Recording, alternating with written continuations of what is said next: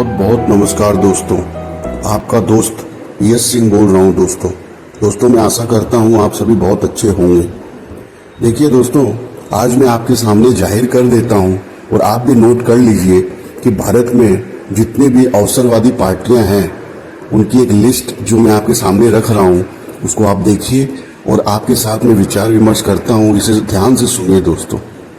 ये अवसरवादी पार्टियों की लिस्ट है और ये अवसरवादी पार्टियों के वो लीडर्स हैं जो कि अपने पार्टी की आइडियोलॉजी या विचारधारा जिसे कहते हैं, जिस विचारधारा का कोई सम्मान खुद करते ही नहीं है और विचारधारा के विपरीत जो है ये लीडर्स जो हैं इन्होंने अपना जो है अलायंस बना के रखा हुआ है भारतीय जनता पार्टी के साथ में, एनडीए के साथ में।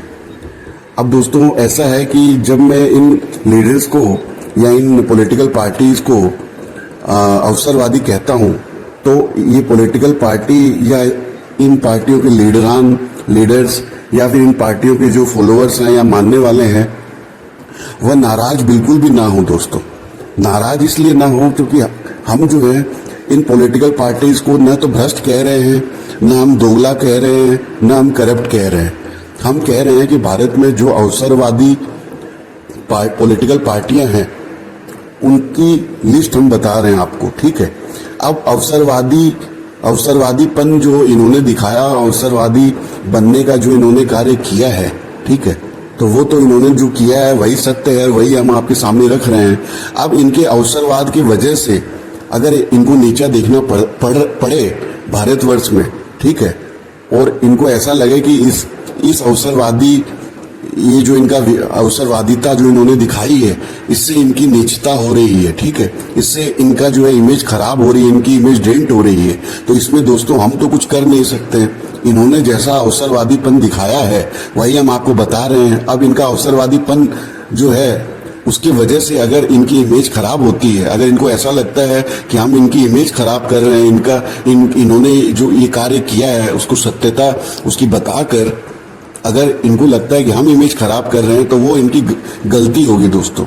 इन्होंने ऐसा क्यों कार्य किया है, इस तरह का अवसरवादीपन क्यों दिखाया दोस्तों? अगर इन्होंने अवसरवादीपन दिखाया है तो वही हम आपके सामने रख रहे हैं। अब इससे इनकी इमेज अगर खराब हो रही है तो इससे हम कुछ भी नहीं कर सकते दोस्तों। तो दोस्तों आप साथ में बने रहिए। अब स्टार्ट करते हैं। सबसे पहले आप आ जाइए भारतवर्ष के सबसे ऊपर के राज्य जम्मू एंड कश्मीर में। जम्मू कश्मीर में सबसे पहली जो पार्टी आएगी अवसरवादिता के हिट लिस्ट में वह है महबूबा मुफ्ती की पार्टी, ठीक है दोस्तों। महबूबा मुफ्ती की जो पार्टी है ये पार्टी है आपकी पीडीपी। ये पीडीपी पीपल डेमोक्रेटिक पार्टी जो है ये नंबर 1 लिस्ट में आएगी जम्मू एंड कश्मीर राज्य में। ये यूं आएगी दोस्तों कि इसका जो आइडियोलॉजी है इस पार्टी की वह बिल्कुल माइनॉरिटी जो है उसको जो है उनके हित को संभालना है, ठीक है। रीजनल जम्मू और कश्मीर की जो वहाँ पे एक विचारधारा है, ठीक है, लोगों की उसको बनाए रखना जम्मू कश्मीर की स्टेट की।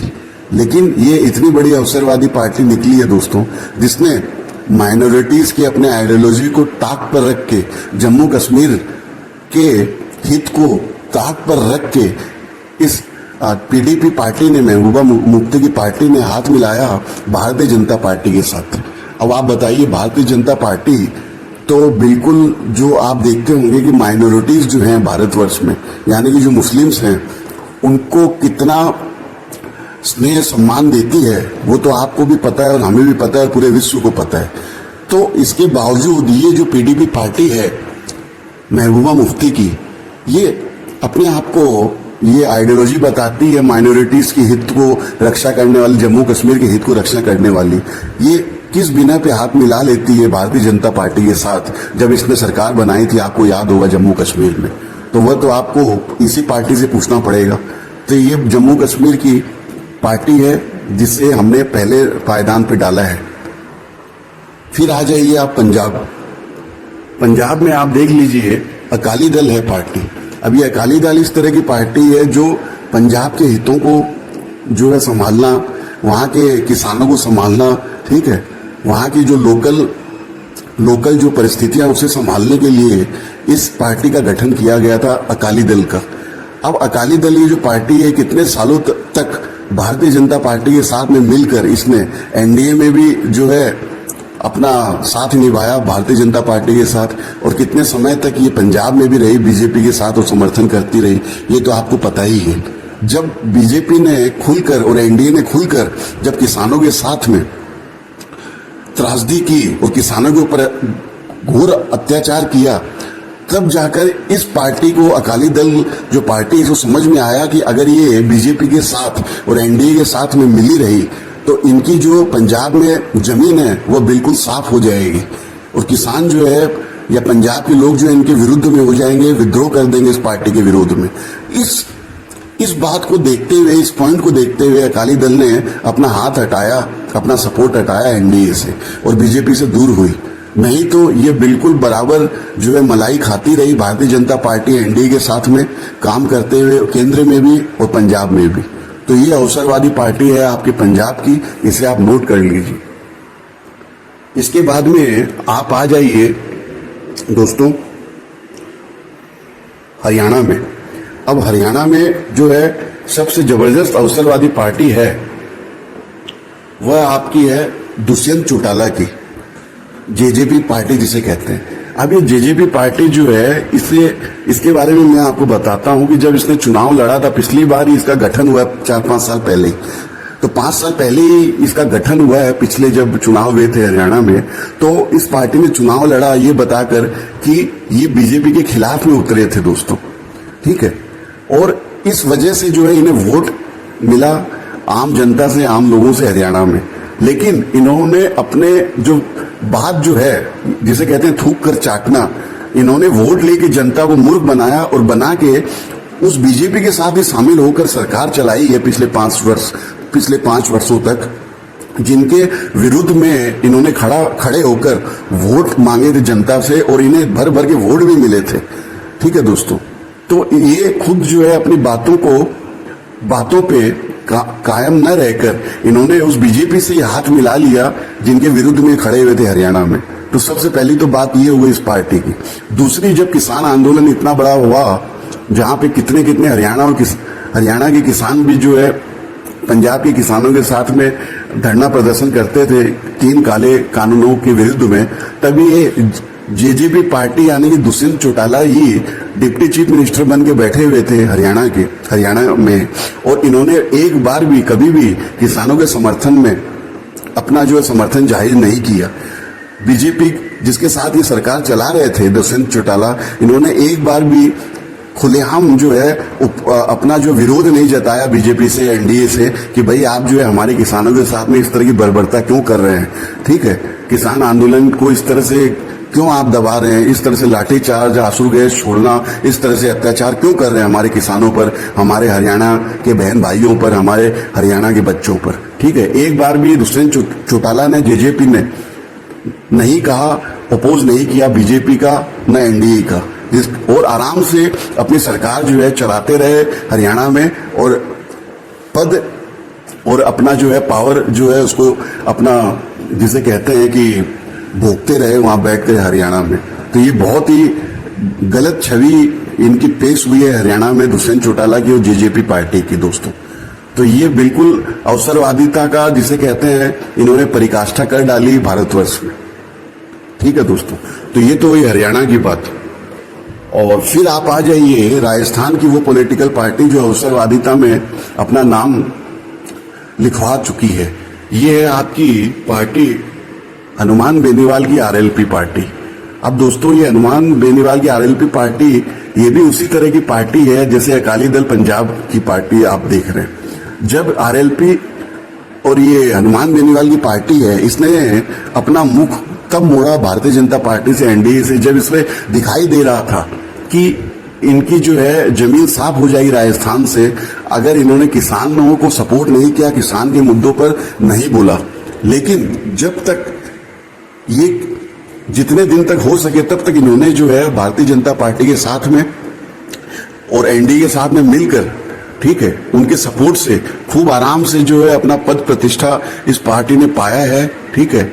फंडिंग भी जरूर ली होगी खूब दबाकर एनडीए से, बीजेपी से, और खूब इस तरीके से सपोर्ट किया है इन्होंने एनडीए को, ठीक है। लेकिन ये एनडीए से तब अलग हुए जब इन्हें खुद डर लगने लगा कि इनकी जो है जमीन साफ हो जाएगी राजस्थान में किसान आंदोलन के बाद से।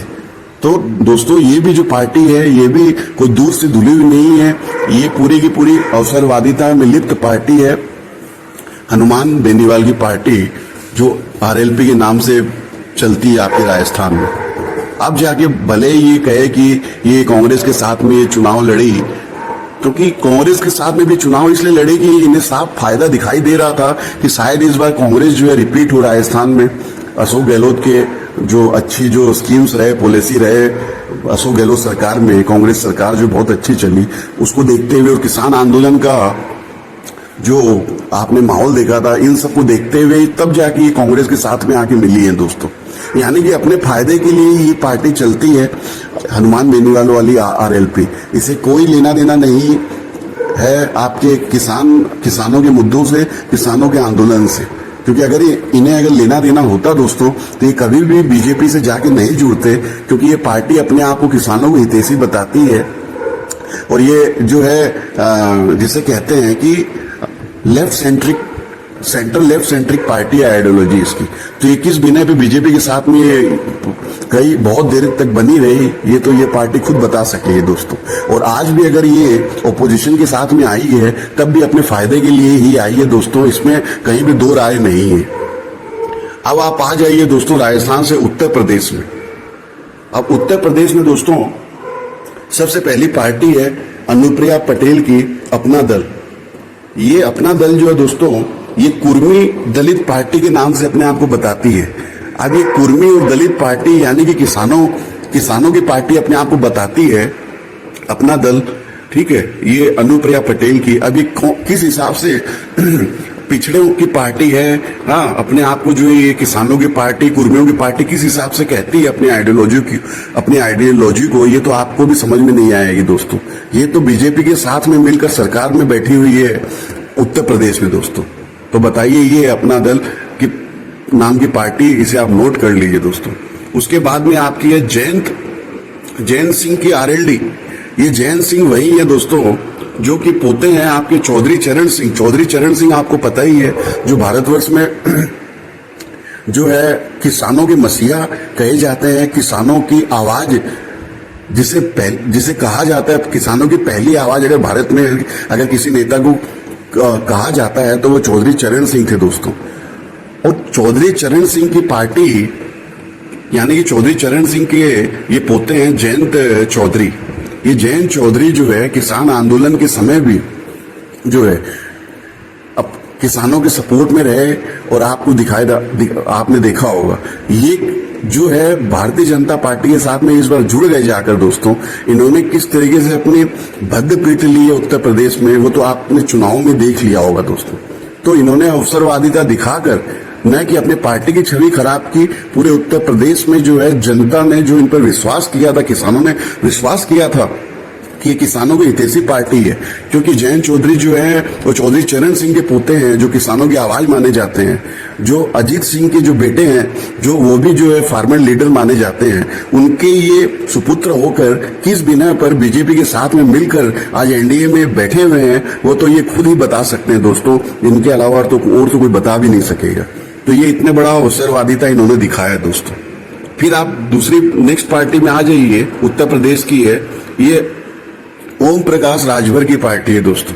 ये ओम प्रकाश राजभर जो है ये वही पलटू राजभर हैं जो पहले जो है अपने आप को समाजवादी पार्टी के साथ में बहुत बड़े हितैषी बताते थे और आपको जो है पिछड़ों के अपने आप को बहुत बड़े नेता बताते हैं। उत्तर प्रदेश में पिछड़ों की अपने आप को पार्टी बताते हैं, दलितों का नेता अपने आप को बताते हैं। अब ये किस प्रकार से दलितों के नेता, किस प्रकार से पिछड़ों के नेता, कैसे आप इनको कहेंगे जब ये भारतीय जनता पार्टी और एनडीए के गोद में जाके बैठे हुए हैं और आज उत्तर प्रदेश में सरकार भोग रहे हैं दोस्तों।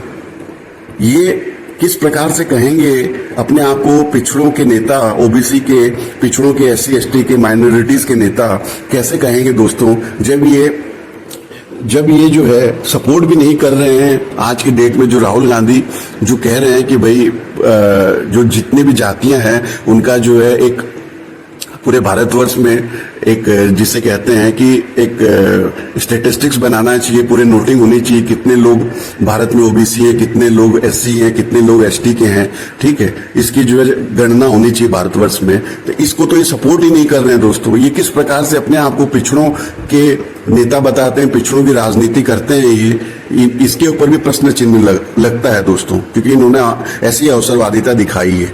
तो ये थे आपके ओम प्रकाश राजभर। और ओम प्रकाश राजभर की तो पॉलिटिकल पार्टी क्या है दोस्तों, वो तो शायद हमें पता ही नहीं होगा। मैंने भी देखा था कहीं तो कुछ नाम, काफी बड़ा सा कुछ नाम है इनकी पार्टी का, जो पता नहीं क्या है। तो इनकी तो न तो कोई आइडियोलॉजी है दोस्तों इन ओम प्रकाश राजभर की, न इनकी पार्टी का कोई चरित्र है, न इनका कुछ दिखाई दे रहा है दोस्तों। क्योंकि ये कभी जाके अपने आप को कहते हैं कि हमारी आइडियोलॉजी पिछड़ों को समर्थन करने की है, और ये गोद में बैठ जाते हैं बीजेपी एनडीए के, जो कि घोर विरोध कर रहे हैं कि आज के डेट में जो है नेशनल जो है गणनांक होना चाहिए कि कितने पिछड़े हैं, कितने ओबीसी एसटी एससी एसटी। तो ये है ओम प्रकाश राजभर दोस्तों। फिर आप आइए संजय निषाद। ये संजय निषाद हैं जो निषाद पार्टी वाले हैं। इनको तो आप विकिपीडिया पे जाके देख लीजिए, तो इन्होंने इनकी पार्टी जो है अपने आप को सेंटर लेफ्ट बताती है दोस्तों। अब ये कौन सी आइडियोलॉजी है इनकी सेंटर लेफ्ट, यानी कि लेफ्टिस्ट, वामपंथी, ठीक है, वामपंथी की कौन सी आइडियोलॉजी आपको समझ में आएगी दोस्तों, जब ये पार्टी बीजेपी यानी कि राइट सेंट्रिक पार्टी के साथ में सरकार बना के बैठी हुई है उत्तर प्रदेश में, और अपने आप को ये निषादों के मसीहा कहते हैं दोस्तों। बताइए, जो खुद की अपनी जो इनकी आइडियोलॉजी है उसी को ये खुद ही उस आइडियोलॉजी का गला दबा रहे हैं, ठीक है, और अपने आप को पिछड़ों के निषादों के ये जो है ये अपने आप को कहते हैं कि ये निषादों के नेता हैं, और आज अपनी जो है समर्थन दिया हुआ इन्होंने एनडीए को, बीजेपी को उत्तर प्रदेश में। ये मैं कहीं भी हवाबाजी में बात नहीं कर रहा हूं, ये सब सत्यता है, आप खुद भी गूगल पे जाके चेक कर सकते हैं दोस्तों। फिर जो नेक्स्ट नाम आता है वो है राजा भैया का। राजा भैया जो है ये आपका, इसकी पार्टी का नाम तो पता नहीं था, जनसत्ता दल लोकतांत्रिक। अब ये जनसत्ता दल लोकतांत्रिक, ये कौन सी जनसत्ता दल लोकतांत्रिक हुए दोस्तों, जब ये अपने आप को जिसे कहते हैं कि पहले समाजवाद के भी अपने आप को बहुत बड़े प्रोधा कहते थे और सपोर्टर बताते थे, अब आज गोद में बैठे हुए हैं उस पार्टी के साथ में जिस पार्टी का सेंटर में सरकार चल रही है, जिस पार्टी की उत्तर प्रदेश में सरकार चल रही है, उसके गोद में बैठ जाते हैं। ये क्या आइडियोलॉजी है इन लोगों की, आप ही समझ सकते हैं। ये राजा भैया जनसत्ता दल लोकतांत्रिक पार्टी, तो ये है। अब एक और नाम बता देता हूं उत्तर प्रदेश में, वो बीएसपी, बहुजन समाजवादी पार्टी मायावती की। ये मायावती की जो है, ये तो आपको पता ही है कि ये पूरा वोट कटवा जिसे कहते हैं, वोट काटने का काम कर रही है, बीजेपी का बी टीम बनकर काम कर रही है। ऐसा तो पूरे मीडिया में पता है, सब जगह जो है आपको इन्फॉर्मेशन मिल ही रही होगी। तो ये वोट कटवा की तरह काम कर रही है बीएसपी, और अपने आप को बहुजनों की पार्टी, पिछड़ों की पार्टी, ठीक है दोस्तों, और ये अपने आप को माइनॉरिटीज की पार्टी, एससी एसटी की पार्टी, दलितों की पार्टी कहती है। इसकी आइडियोलॉजी भी वही है बीएसपी की, लेकिन इसने खुद अपने आइडियोलॉजी का गला घोट कर और पूरी की पूरी उस हिसाब से ये पार्टी चल रही है दोस्तों, जिस हिसाब से बीजेपी और एनडीए इनको चला रहे हैं दोस्तों। अब इन्होंने ऐसे कोई क्या काले कारनामे कर रखे हैं, क्या इनकी जो है क्या इनकी परेशानी है, ये क्या इनको ऐसी जरूरत पड़ रही है कि जिस वजह से इनको जो है कठपुतली की तरह नाचना पड़ रहा है बीजेपी के और एनडीए के इशारों पे, वो तो आप भी समझ सकते हैं। तो ये उत्तर प्रदेश की सब पार्टियां थी दोस्तों जो मैंने आपको गिनवाई, इन सबको आप नोट करके रखिए, क्योंकि आप जब जाते हैं वोट देने के लिए तो आपके नोटिंग में ये सब होना चाहिए दोस्तों। फिर अब आप आ जाइए दोस्तों बिहार में। अब बिहार में जो है आपको भी पता ही है कि सबसे पहला नाम जो है वो आने वाला है जेडीयू का, जनता दल का, जनता दल यूनाइटेड का, जिसके आपके नीतीश कुमार जी जो है आपके बहुत फेमस हैं, जिन्हें पलटू चाचा के नाम से ज्यादा विख्यात हैं, ज्यादा जाना जाता है दोस्तों। अभी ये तो आपको पता है कि 5 साल में 5 बार कभी इधर पलटते हैं, कभी उधर पलटते हैं, कभी इंडिया अलायंस की तरफ जाते हैं, कभी ये बीजेपी के साथ सरकार बनाते हैं। तो 5 साल के अंदर ये अंतराल में कितनी बार पलट जाते हैं, वो तो इन्हें भी नहीं समझ में आता कि ये रात में किस पार्टी के होके सोए थे, दूसरे दिन सुबह किस पार्टी के मुख्यमंत्री बन के सामने आपके सामने खड़े हो जाएं। आपको भी समझ में नहीं आएगी दोस्तों, क्योंकि ये तो इनको भी नहीं समझ में आता कि ये कब पलट जाते हैं। तो ये तो नीतीश कुमार जी है। अब इनके बाद में जो है ये आपके हम पार्टी अपने आप को बताते हैं जीतन राम मांझी। ये जो जीतन राम मांझी है ये भी टूट के निकले हुए नीतीश कुमार जी के चेले ही हैं।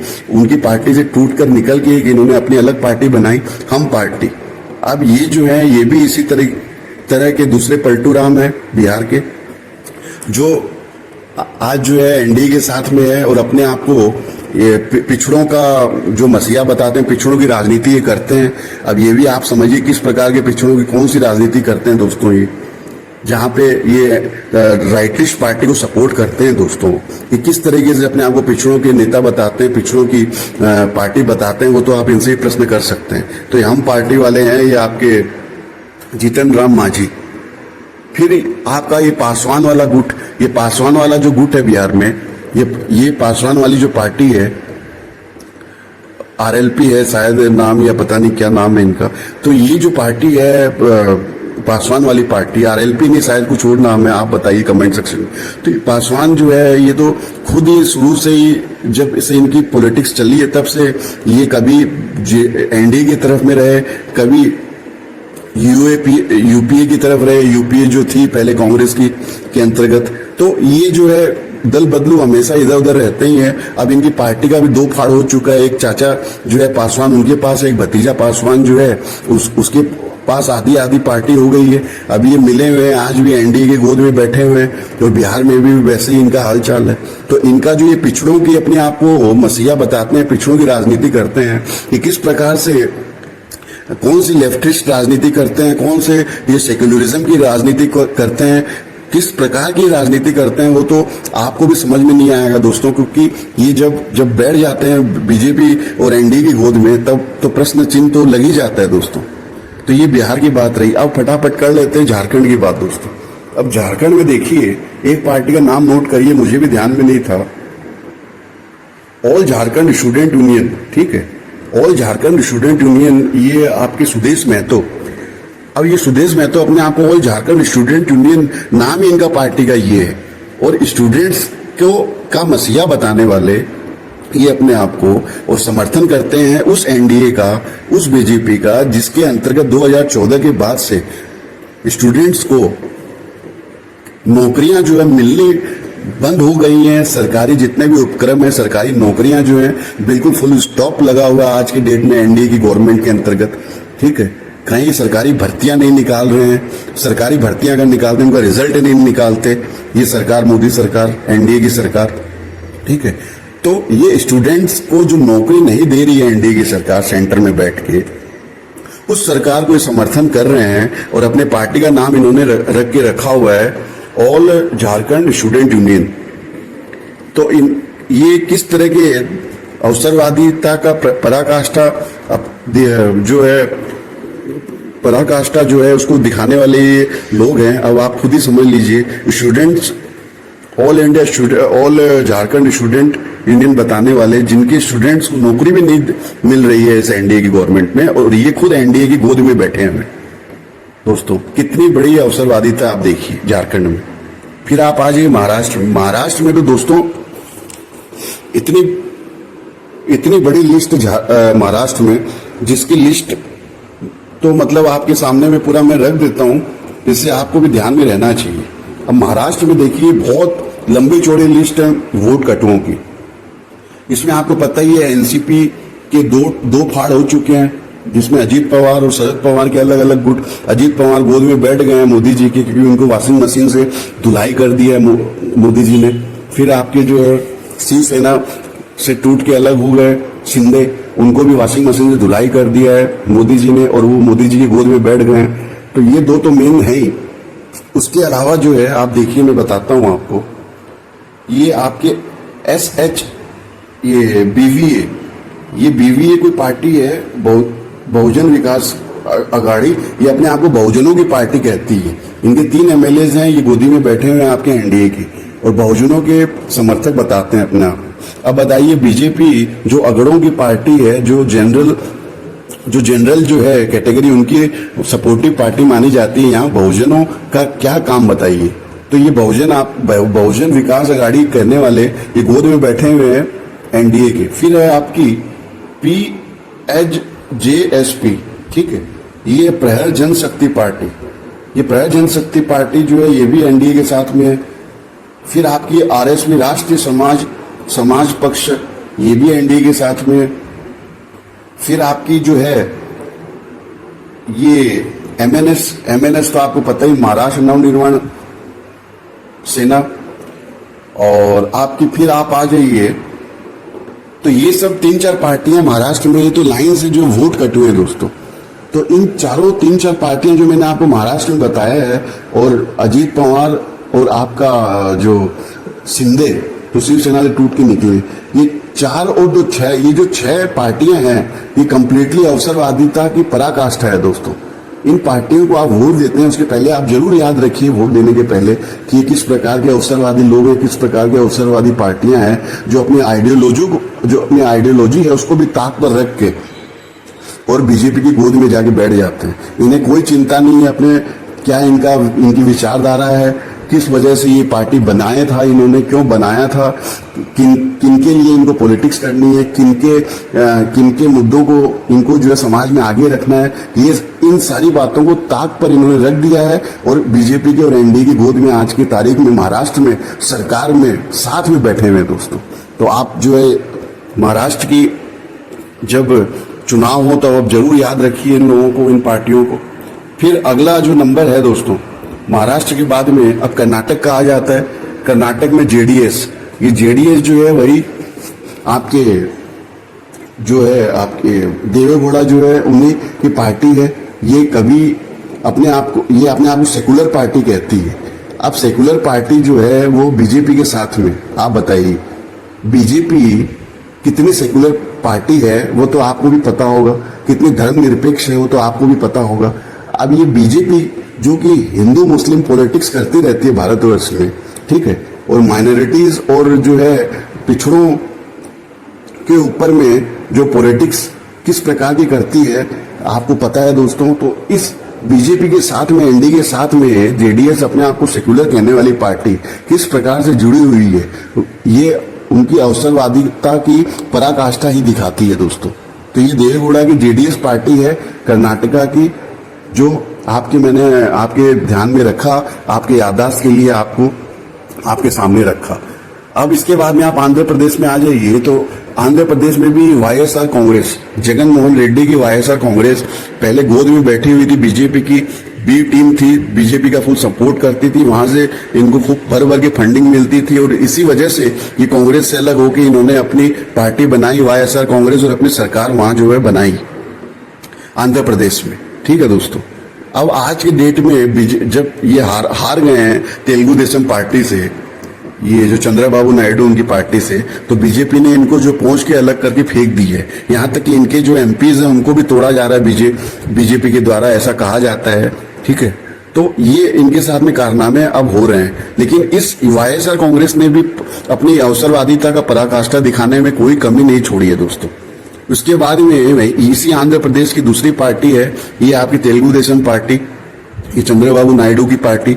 ये वही चंद्रबाबू नायडू है जो करीब आपको याद होगा कुछ वर्षों पहले तक, हाँ, ये अरविंद केजरीवाल और कांग्रेस पार्टी और आपके पलटू चाचा के साथ में और ममता बनर्जी के साथ में, तृणमूल कांग्रेस के साथ में, ठीक है, भारतीय जनता पार्टी और एनडीए के विरोध में जो है भाषण देते थे, खड़े रहते थे भारतीय जनता पार्टी के विरोध में, मोदी की नीति के खिलाफ में खड़े रहते थे, आवाज उठाते थे, ठीक है, ऑपोजिशन का पूरा समर्थन करते थे और खंडन करते थे एनडीए की नीतियों का और भाजपा की नीतियों का।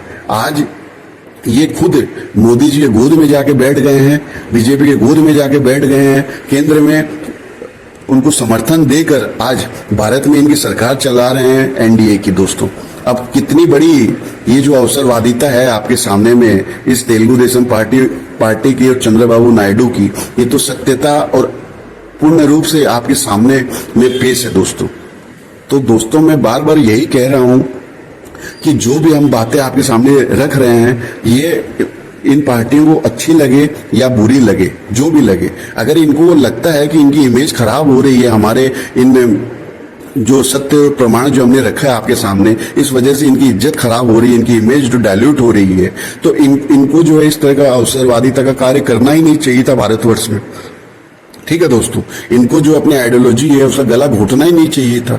अगर इन्होंने ऐसा किया है और ये चीजें ऑन पेपर्स हैं, और आज की डेट में कहीं ये पार्टियां उत्तर प्रदेश में सपोर्ट कर रही हैं एनडीए को, कभी ये पार्टियां इस तरह की अवसरवादी पार्टियां सपोर्ट कर रही है बिहार में, इस तरह के अवसरवादी पार्टियां महाराष्ट्र में सपोर्ट कर रही है, इस तरह से वोट कटुए बन के अपने आइडियोलॉजी को काट के। ठीक है, तो ये तो इनका जो चरित्र है वो हम आपके सामने रख रहे हैं, इसमें हम कुछ कर नहीं सकते हैं दोस्तों। ये इस तरह के कारनामे ना करें।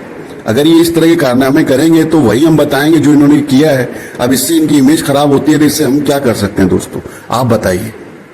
अब इसके बाद में आप देख लीजिए, साउथ इंडिया में तो वैसे ही सुपड़ा साहब भारतीय जनता पार्टी का कोई लेना देना है नहीं, लेकिन जितना भी हो सका दोस्तों, मैंने आपके सामने जम्मू कश्मीर से लेके महाराष्ट्र कर्नाटका तक सारे राज्यों के जितने भी जो हैं, जिसे कहते हैं अवसरवादी पॉलिटिकल पार्टियां, उनके नेतागण, ठीक है, और या वोट कटवा जिसे कहते हैं, वोट कटिंग करने की मशीन, ठीक है, लोगों को कंफ्यूज करने के लिए जो पार्टियां यूज करती है भारतीय जनता पार्टी, एनडीए, ये चुनाव के समय, इन सारे नेताओं को, इन सारे पॉलिटिकल पार्टियों को जो है हमने आपके सामने पर्दा फाश करके सामने रख दिया है, क्योंकि ये सत्यता है, ऑन पेपर है, विकिपीडिया पर है। इसमें कहीं कोई हम अपनी तरफ से झूठ या तोड़ मरोड़ कर कोई भी चीजें अपने मन में जो है घड़ के झूठी बात करके नहीं पेश कर रहे हैं। ये सारी चीजें इनकी अवसरवादिता इन्होंने खुद प्रमाणित किया है, तो हम आपके सामने पेश कर रहे हैं दोस्तों।